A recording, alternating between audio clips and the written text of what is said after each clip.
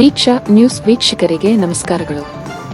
ರಾಷ್ಟ್ರೀಯ ಕಾನೂನು ಸೇವೆಗಳ ಪ್ರಾಧಿಕಾರದ ನಿರ್ದೇಶನದಂತೆ ಸೌದತ್ತಿ ತಾಲೂಕಾ ಕಾನೂನು ಸೇವೆಗಳ ಸಮಿತಿ ವಕೀಲರ ಸಂಘ ಸಹಯೋಗದೊಂದಿಗೆ ದಿನಾಂಕ 11/7/2026 ರಂದು ಸೌದತ್ತಿಯ ಎಲ್ಲಾ ನ್ಯಾಯಾಲಯಗಳಲ್ಲಿ ರಾಷ್ಟ್ರೀಯ ಲೋಕ್ ಅದಾಲತ್ ಹಮ್ಮಿಕೊಳ್ಳಲಾಗಿತ್ತು. ರಾಷ್ಟ್ರೀಯ ಲೋಕ್ ಅದಾಲತ್ನಲ್ಲಿ ಸೌದತ್ತಿಯ ಎಲ್ಲಾ ನ್ಯಾಯಾಲಯಗಳಲ್ಲಿನ 7,263 ಬಾಕಿ ಇರುವ ಪ್ರಕರಣಗಳ ಪೈಕಿ ಒಟ್ಟು 1,437 ಪ್ರಕರಣಗಳನ್ನು ಕೈಗೆತ್ತಿಕೊಳ್ಳಲಾಗಿತ್ತು. ಅದರಲ್ಲಿ 327 ಪ್ರಕರಣಗಳನ್ನು ರಾಜಿ ಸಂಧಾನದ ಮೂಲಕ ಇತ್ಯರ್ಥಪಡಿಸಲಾಗಿದೆ. ಅಲ್ಲದೆ ರಾಷ್ಟ್ರೀಯ ಲೋಕ ಅದಾಲತ್ನಲ್ಲಿ ಪ್ರಕರಣಗಳನ್ನು ಇತ್ಯರ್ಥಪಡಿಸುವುದರಿಂದ ಪಕ್ಷಗಾರರ ನ್ಯಾಯಾಲಯದ ದೀರ್ಘಾವಧಿಯ ಪ್ರಕ್ರಿಯೆ ಮತ್ತು ವೆಚ್ಚವನ್ನು ತಪ್ಪಿಸಬಹುದು.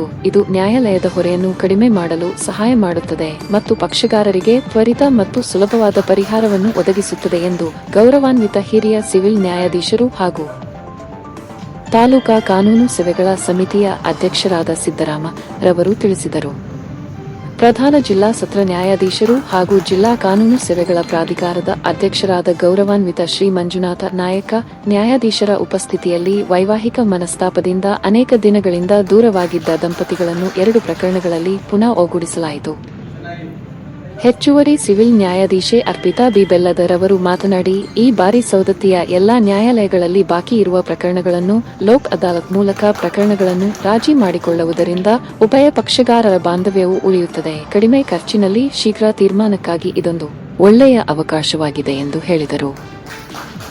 ರಾಷ್ಟ್ರೀಯ ಲೋಕ್ ಅದಾಲತ್ನಲ್ಲಿ ನ್ಯಾಯವಾದಿಗಳ ಸಂಘದ ಅಧ್ಯಕ್ಷರಾದ ಜೆ.ಬಿ. ಮುನವಳ್ಳಿ, ಉಪಾಧ್ಯಕ್ಷರಾದ ಎಂ.ಎಸ್. ಹುಬ್ಬಳ್ಳಿ, ಕಾರ್ಯದರ್ಶಿಗಳಾದ ಎಸ್.ಎಸ್. ಕಾಳಪ್ಪನವರ, ಆರ್.ವಿ. ಹುಂಬಿ, ಮಹಿಳಾ ಪ್ರತಿನಿಧಿ ಎಸ್.ವೈ. ಶಿಬಾರಗಟ್ಟಿ, ವಕೀಲ ಸಂಧಾನಕಾರರಾದ F M. Kale, S M. Pendari, R P. Totagi ಹಾಗೂ ನ್ಯಾಯವಾದಿಗಳಾದ L T. Hosamani, M B. Dyamanagoudar, C B. Doddagoudar, C S. Muttagi, G Y. Karamallappanavar, M A. Meligar, B K. Kadakol, M F. Badiger ಮುಂತಾದವರು ಉಪಸ್ಥಿತರಿದ್ದರು.